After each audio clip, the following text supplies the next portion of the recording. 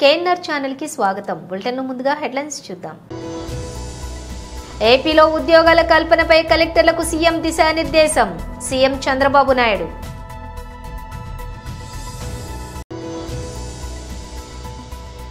బాపట్ల జిల్లా అధ్యక్షులు అండ్ మాజీ మంత్రి doctor Merugu Nagarjuna press meet.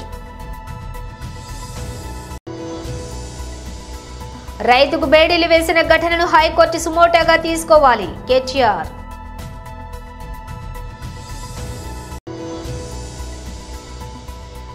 గొడవలు పక్కన పెట్టి షూటింగ్ కు వెళ్లిపోయిన మంచు మనోజ్.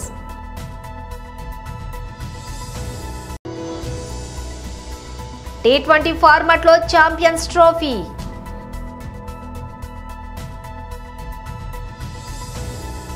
వైసీపీ నాయకులు వెంకటరెడ్డి, మహేష్ రెడ్డిపై ఐక్య కాపునాడు రాష్ట్ర అధ్యక్షులు బేతు రామ్మోహన్ రావు మండిపడ్డారు.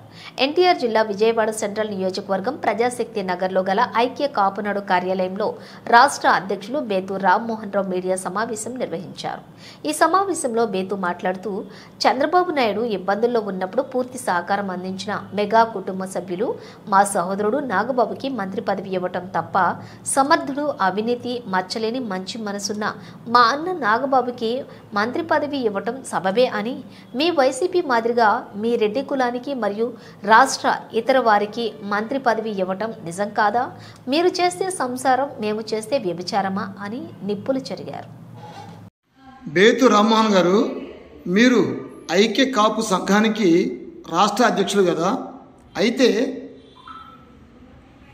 కొద్ది దినాల క్రితం చంద్రబాబు నాయుడు గారు కొణిదెల నాగబాబు గారికి ఎమ్మెల్సీ పదవి ఇవ్వటం, ఆ తర్వాత మంత్రి పదవి ఇవ్వటం, దానిపై వైసీపీ వెంకటరెడ్డి గారు, మహేష్ రెడ్డి గారు కౌంటర్ ఇవ్వటం, దాన్ని మీరు ఎలా చూస్తారు?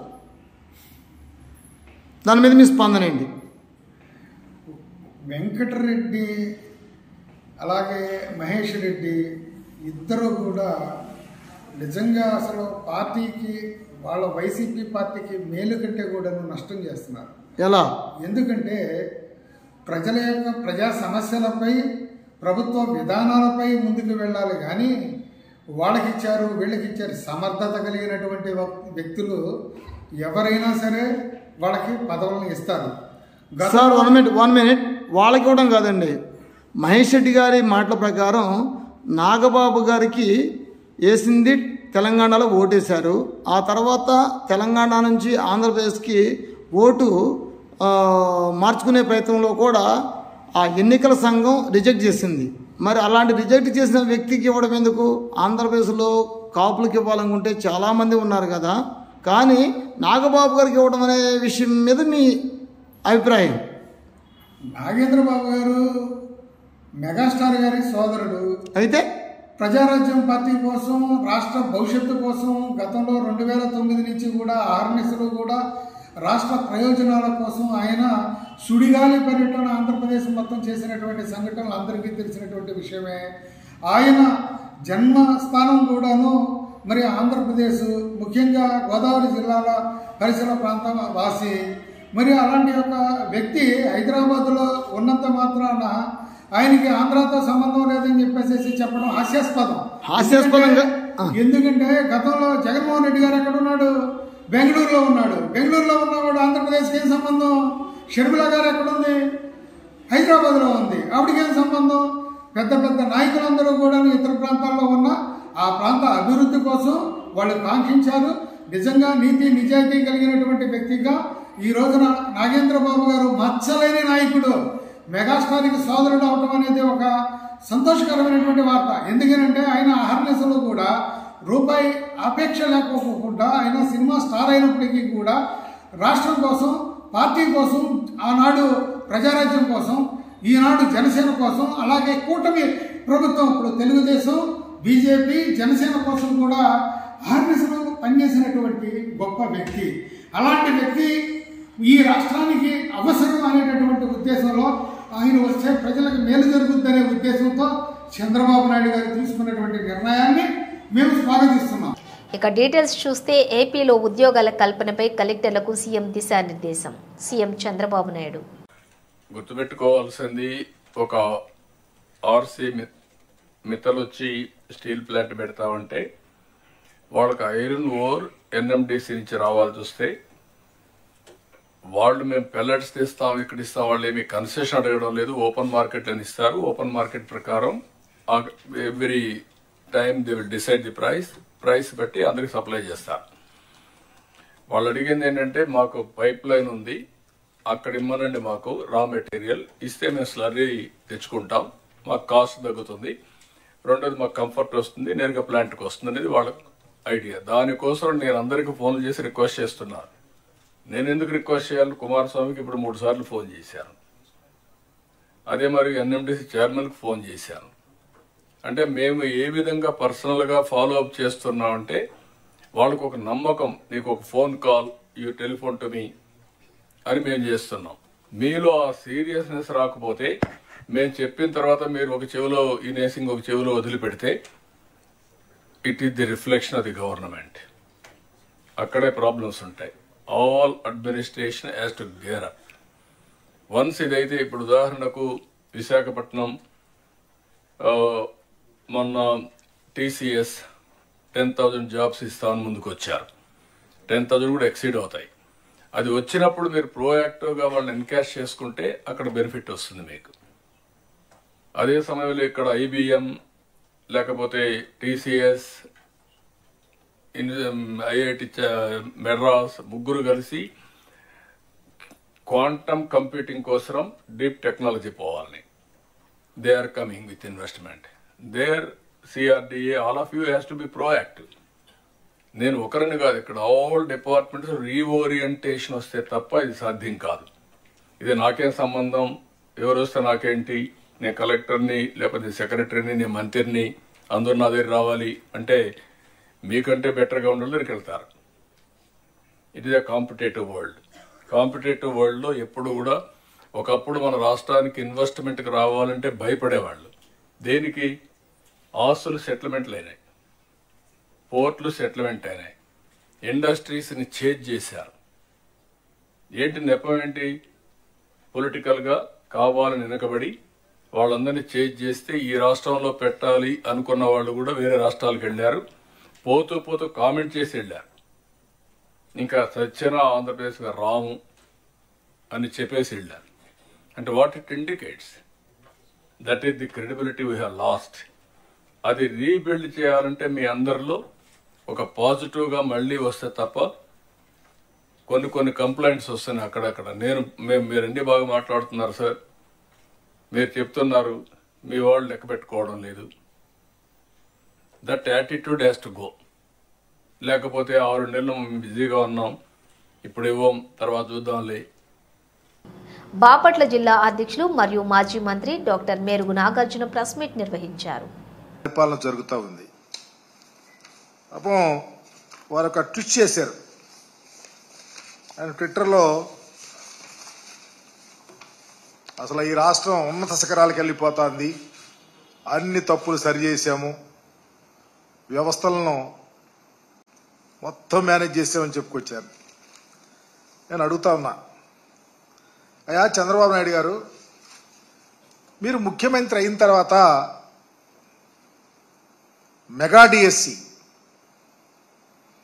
మేము దరిదాపు 16,347 ఉద్యోగాలకు నోటిఫికేషన్ ఇస్తే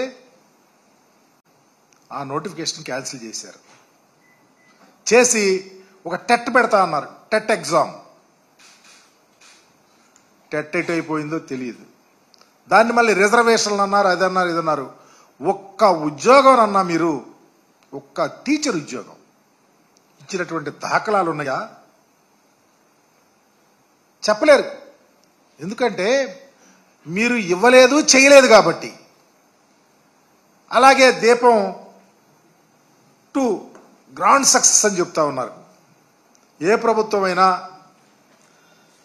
ప్రజలకు పథకాలు అమలు చేయటం అంటే ఏదో సహాయం చేయటమో, డబ్బులు ఇవ్వటమో, రాయితీలు ఇవ్వటమో, అది పరిపాటి. మీ ప్రభుత్వం ఏంటో ప్రజల దగ్గర డబ్బులు వసూలు చేస్తూ ఉంది. ఇదా దీపం 2 పథకం సక్సెస్? మీరు ఇస్తున్నది సంవత్సరానికి 1 సిలిండర్, అది కూడా ఎంతమందికి అందుతుందో తెలీదు. మేము 2.72 లక్షల కోట్ల రూపాయలు నేరుగా లబ్ధిదారులకు ఇచ్చాం. ఎప్పుడన్నా మీ చరిత్రలో ప్రజలకు లబ్ధిదారులకు డైరెక్ట్గా మీరు సహాయం చేసిన దాఖలాలు చెప్పగలుగుతారా? ఈరోజు రాష్ట్ర వ్యాప్తంగా 1.54 కోట్ల మందికి దరిదాపు 4,115 కోట్ల రూపాయలు దీనికి అవసరమైతే 895 కోట్ల రూపాయలు వెచ్చించారంటే దీన్ని ఒక సిలిండర్ ఇచ్చి దీన్ని పథకం అంటారా? ఇది సక్సెస్సా? ఎవరిని మభ్యపెట్టడానికి, ఎవరిని మోసం చేయటానికి ఈ యొక్క పగల్పాలు పలుకుతారని అడుగుతా ఉన్నా. చివరికి అన్నా క్యాంటీన్లు చెప్తారు, సందాలు వసూలు చేసి భోజనాలు పెడతారు. అది కూడా భోజనం ఒకసారి వెళ్ళిన వాళ్ళు రెండోసారి తింటాకి వెళ్ళరు. ఇది పరిస్థితి. దీనికి మేమేదో భోజనాలు పెడతా ఉన్నారని ఇంత దయనీయమైనటువంటి పరిస్థితిలో మీ పరిపాలన ఉంటే చివరికి పేదలు, వృద్ధులు, వికలాంగులు, వితంతువులు, మహిళలకు ఇచ్చే పెన్షన్ని దాదాపు 66,34,000 పెన్షన్లు మేము అప్పుడు ఇస్తా ఉంటే దాన్ని 63 లక్షలు కుదించారు. కలెక్టర్ కాన్ఫరెన్స్లో మీ స్వయాన మీ మంత్రి చెబుతున్నాడు 10 లక్షలు పెన్షన్లు తీసేయాలని. అంటే పేద ప్రజలు వీటి మీద ఆధారపడి బ్రతికే ప్రజల యొక్క పట్టుకొట్టడానికినా? లగచర్ల గిరిజన రైతుకు బేడీలు వేసిన ఘటనను హైకోర్టు ప్రధాన న్యాయమూర్తి సుమోటోగా తీసుకుని విచారణకు ఆదేశించాలని బీఆర్ఎస్ వర్కింగ్ ప్రెసిడెంట్ కేటీఆర్ విజ్ఞప్తి చేశారు. సీఎం రేవంత్ రెడ్డి జైపూర్లో విందులు వినోదాలతోటి జల్సాలు చేసుకుంటూ చిందులు వేస్తున్నారని, ఇక్కడ రైతులకు బేడీలు వేస్తున్నారని ఆగ్రహం వ్యక్తం చేశారు. లగచర్ల కేసులో నిందితుడు రైతు ఈర్యా నాయక్ను ఛాతీ నొప్పి రావడంతో అతన్ని సంగారెడ్డి జైలు నుంచి ఆసుపత్రికి తరలించారు. ఈ సమయంలో అతనికి చేతికి బేడీలు వేశారు. కొడంగల్ నియోజకవర్గంలోని లగచర్ల గ్రామంలో ఆనాడు రైతుల భూములను బలవంతంగా వారి ఇష్టానికి వ్యతిరేకంగా ప్రభుత్వం గుంజుకునే ప్రయత్నం చేస్తుంటే ఆ క్రమంలో 9 నెలలుగా జరుగుతున్న ఆందోళనలను పట్టించుకోకుండా బేఖాతరు చేస్తూ వాళ్ళ అభిప్రాయాలకు విలువనివ్వకుండా ప్రజాభిప్రాయ సేకరణ పేరిట ఒక కార్యక్రమాన్ని ఒక ప్రహసనంగా చేయాలనుకొని ఆయా గ్రామాల్లోకి పోతే ఆ గ్రామాల్లో ఉండే పేద చిన్న సన్నకారు రైతులు, ముఖ్యంగా గిరిజన రైతులు, దళిత రైతులు, బలహీన వర్గాల బిడ్డలు అందరూ మరలబడ్డారు, తిరగబడ్డారు. ప్రభుత్వానికి ప్రజాస్వామికంగా తమ నిరసనను చాలా గట్టిగా, చాలా స్పష్టంగా చెప్పారు. ఈ సంఘటన జరిగి ఈ రోజుకి సరిగ్గా నెల రోజులు దాటింది. స్వయంగా జిల్లా కలెక్టర్ గారు ఈ రోజు వరకు నెల రోజుల తర్వాత కూడా నా మీద ఎట్లాంటి దాడి జరగలేదు, దాన్ని దాడిగా పరిగణించకండి అంటూ వికారాబాద్ జిల్లా కలెక్టరేట్లో పనిచేసే ప్రభుత్వ ఉద్యోగులు బయటికి వచ్చి వారు నిరసన చెప్పే ప్రయత్నం చేస్తే కలెక్టర్ ప్రతీక్ జైన్ గారు ఏం కాలేదు, ఇదో చిన్న సంఘటన అంటూ ఆయన దాన్ని చాలా హుందాగా జరిగిన సంఘటనని రైతుల మనోభావాలు అర్థం చేసుకుని కలెక్టర్ గారు దాడి జరగనే లేదు అన్న మాట మాట్లాడినారు.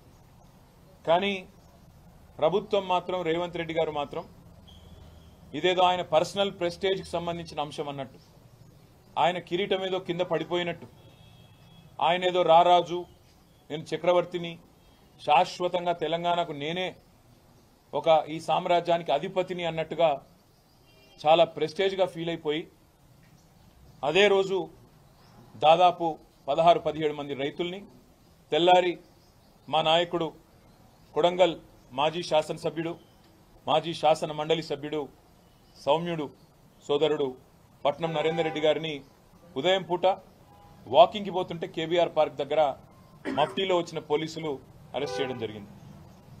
12 నవంబర్ నాడు ఆ రోజు ఈ రైతులందరినీ పోలీస్ కస్టడీలోనే చిత్రహింసలకు గురి చేయడం జరిగింది. 3rd డిగ్రీ టార్చర్ కూడా చేయడం జరిగింది. ఇది నేను చెప్పడం కాదు, వాళ్ళు స్వయంగా ఆ రోజు మేము సంగారెడ్డి జైల్లో కలిస్తే వాళ్ళు స్వయంగా చెప్పిన మాట, మమ్మల్ని చిత్రహింసలు పెట్టినారు అని. మరి మెజిస్ట్రేట్ ముందు ఎందుకు చెప్పలేదంటే, మెజిస్ట్రేట్ ముందు చెప్తే మళ్ళా కొడతామన్నారు, మెజిస్ట్రేట్ ముందు చెప్తే మా ఇంటికి పోయి మా ఇంటోళ్ళని కూడా కొడతామన్నారన్న, అందుకే భయమై మెజిస్ట్రేట్కు చెప్పలేదు అన్నమాట మాట్లాడినారు. కుటుంబ గొడవలతోటి ప్రముఖ సినీ నటుడు మోహన్ బాబు కుటుంబం గత 3 రోజులుగా వార్తల్లో నిలుస్తోంది. తనకు తన కుటుంబానికి హాని ఉందంటూ ఆయన కుమారుడు మంచు మనోజ్ పోలీసులకు ఫిర్యాదు చేయగా, మనోజ్ పై మోహన్ బాబు కూడా ఫిర్యాదు చేశారు. ఒక ఛానల్ ప్రతినిధిపై దాడి చేసిన మోహన్ బాబుపై హత్యాయత్నం కింద కేసు కూడా నమోదైంది. పోలీసుల సూచనలతోటి తన వ్యక్తిగత సిబ్బందిని, బౌన్సర్లను నిన్న సాయంత్రమే మంచు మనోజ్ వెనక్కి పంపించేశారు. ఈ పరిణామాల నేపథ్యంలో మంచు మనోజ్ వివాదాలకు ఫుల్ స్టాప్ పెట్టాడు. తన తాజా చిత్రం భైరవం షూటింగ్ కు వెళ్లిపోయాడు. ఈ చిత్రంలో బెల్లంకొండ సాయి శ్రీనివాస్, మంచు మనోజ్, నారా రోహిత్ ప్రధాన పాత్రలను పోషిస్తూ ఉన్నారు. అదితి శంకర్, దివ్య పిళ్ళై, ఆనంది హీరోయిన్లుగా నటిస్తూ ఉన్నారు. విజయ్ కనకమేడల ఈ చిత్రానికి దర్శకత్వం వహిస్తూ ఉన్నారు. వచ్చే ఏడాది పాకిస్తాన్ ఆతిథ్యం ఇవ్వనున్నటువంటి ఐసీసీ ఛాంపియన్స్ ట్రోఫీ విషయంలో ప్రతిష్టంభన కొనసాగుతోంది. దాయాది దేశానికి తమ జట్టును పంపించేది లేదని ఇప్పటికే బీసీసీఐ తేల్చి చెప్పింది. దాంతో భారత్ లేకుండా టోర్నీ నిర్వహించడం కష్టం కనుక ఐసీసీ హైబ్రిడ్ మోడల్ ప్రతిపాదనను పీసీబీ ముందుంచింది. అయితే ఈ విషయంలో పాక్ తన వైఖరిని స్పష్టంగా చెప్పడం లేదని, దీంతో టోర్నమెంట్ షెడ్యూల్ విడుదల వాయిదా పడుతూ వస్తోంది. ఇక టోర్నీ ఫిబ్రవరి 19 నుంచి మార్చి 9 తేదీల మధ్య జరిగే అవకాశం ఉంటుంది. దీంతో ఇంకో 75 రోజులు మాత్రమే మిగిలి ఉన్నాయి. ఈ నేపథ్యంలో టోర్నమెంట్ కోసం ఇప్పటికే భారీగా డబ్బు చెల్లించిన బ్రాడ్కాస్టర్లు ఆందోళన చెందుతున్నాయి. ఇప్పటికీ షెడ్యూల్ ఖరారు కాకపోవడంతో మార్కెటింగ్ చేసుకోలేకపోతున్నామని వారు వాపోతున్నారు. ఈ నేపథ్యంలోనే షెడ్యూల్ త్వరగా ఖరారు చేయాలని ఐసీసీపై ఒత్తిడి పెరుగుతోంది. ఇక షెడ్యూల్ ప్రకటన మరింత ఆలస్యమైతే టోర్నీలో భారీ మార్పులు జరిగే అవకాశం కూడా ఉంటుందని వార్తలు వస్తున్నాయి. టోర్నీని ముందు అనుకున్నట్లుగా 50 ఓవర్ల ఫార్మాట్లో కాకుండా T20 ఫార్మాట్లో నిర్వహించే అవకాశం ఉందట. వన్డే ఫార్మాట్లో కాకుండా T20 ఫార్మాట్లో అయితే నష్టం వాటిల్లకుండా ఉంటుందని ప్రసారకర్తలు, కొంతమంది వాటాదారులు కూడా ఈ ప్రతిపాదనను తెరపైకి తీసుకొస్తూ ఉన్నారని సమాచారం. టోర్నీ నిర్వహణపై అనిశ్చితి ఇలాగే కొనసాగితే T20 ఫార్మాట్లో మార్చాలని కొంతమంది వాటాదారులు కోరే అవకాశం కూడా ఉంది. 50 ఓవర్ల ఫార్మాట్కు రాను ఆదరణ కూడా తగ్గిపోతూ ఉండటంతో టోర్నమెంట్ను T20 ఫార్మాట్లోకి మార్చితే వేగంగా సులభంగా మార్కెటింగ్ చేసుకోవచ్చు అని సంబంధిత వర్గాలు పేర్కొన్నాయి. దీనిపై ఐసీసీ కూడా పునరాలోచిస్తున్నట్లుగా తెలుస్తోంది. హైదరాబాద్ పాత బస్తీ అలియాబాద్ డివిజన్ షంపీర్గంజ్ బ్రాంచ్కు చెందినటువంటి శ్రీ చైతన్య టెక్నో స్కూల్ అయ్యప్ప స్వామి మాలాధారణలో చదువుతున్నటువంటి 7వ తరగతి విద్యార్థి దుర్గేష్ బాత్రూంకు వెళ్లి వస్తూ ఉండగా అతనిపై 8వ తరగతి విద్యార్థులు కొంతమంది కలిసి దాడి చేయడం జరిగింది. ఇది తెలుసుకున్న విద్యార్థి తల్లిదండ్రులతో పాటుగా బీజేపీ నాయకులు, కార్యకర్తలు మరియు అయ్యప్ప స్వాములు స్కూల్ వద్దకు పెద్ద ఎత్తున చేరుకుని ధర్నా నిర్వహించారు. విద్యార్థి దాడి ఘటనపై స్కూల్ ప్రిన్సిపాల్ దాడి చేసిన విద్యార్థులను వేరే బ్రాంచ్కు మార్చడం జరిగింది. ఇలాంటి సంఘటనలు మళ్లీ పునరావృతం కాకుండా చూస్తానని హామీ ఇచ్చారు. స్కూల్ పరిసర ప్రాంతాల్లో ఎటువంటి ఘర్షణలు తలెత్తకుండా దక్షిణ మండలం డీసీపీ స్నేహా మెహ్రా హాజరై స్కూల్ యాజమాన్యంతో మాట్లాడి పోలీస్ పికెటింగ్ నిర్వహించారు.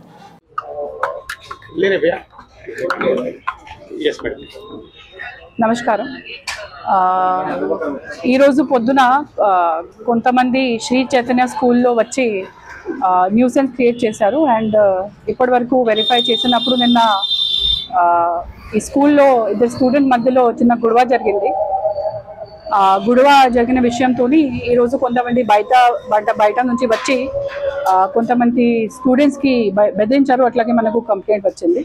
కంప్లైంట్ వచ్చినప్పుడు local SHO, ACP Chatrinaka, additional ACP నేనే కూడా వెళ్ళి అక్కడ అందరితో మాట్లాడి వాళ్ళకి అష్యూర్ చేస్తాము దట్ ఎవరైతే ఇష్యూ క్రియేట్ చేస్తున్నారు, అబద్ధం చెప్తున్నారు, లేకపోతే స్టూడెంట్స్కి థ్రెటన్ చేస్తున్నారు, వాళ్ళ మీద యాక్షన్ తీసుకుంటున్నాము.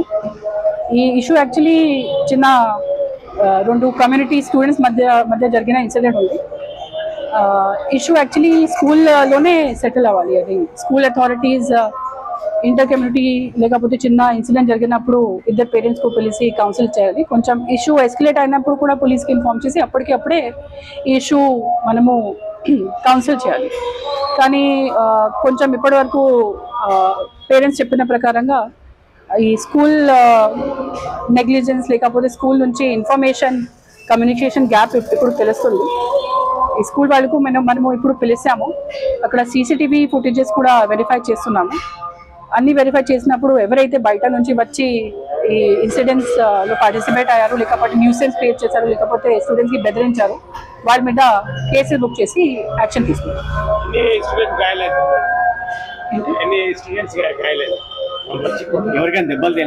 దెబ్బ ఎంత ఇప్పటి వరకు చూసిన స్టూడెంట్స్ కి ఎంత పెద్ద దెబ్బ తగలలేదు, కానీ బెదిరించారు చెప్తున్నారు. సీసీటీవీ వెరిఫై చేసినప్పుడు ఏదైనా మనం చెప్పొచ్చు, ఇన్వెస్టిగేషన్ చేస్తాం. ఈ ఫస్ట్ మనము సీసీటీవీ చూసాం. పేరెంట్స్ నుంచి మనకి ఇప్పటివరకు అట్లానే కంప్లైంట్స్ రాలేదు. ఇప్పటివరకు 6 స్టూడెంట్స్ పేరెంట్స్తో అండ్ స్కూల్ వచ్చినప్పుడు కూడా నేను అన్ని పేరెంట్స్తో మాట్లాడాను. వాళ్ళ తరఫు నుంచి అట్లానే కంప్లైంట్స్ రాలేదు. వస్తే మనము వెరిఫై చేస్తాం. బులెటిన్ ముగించే ముందు హెడ్లైన్స్ మరోసారి. ఏపీలో ఉద్యోగాల కల్పనపై కలెక్టర్లకు సీఎం దిశానిర్దేశం, సీఎం చంద్రబాబు నాయుడు.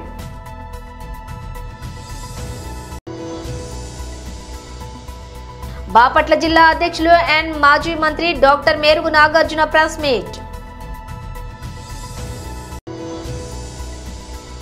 రైతుకు బేడీలు వేసిన ఘటనను హైకోర్టు సుమోటోగా తీసుకోవాలి, కేటీఆర్.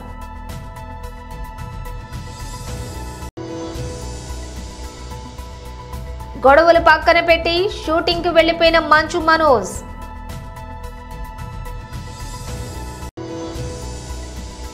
T20 ఫార్మాట్ లో ఛాంపియన్స్ ట్రోఫీ.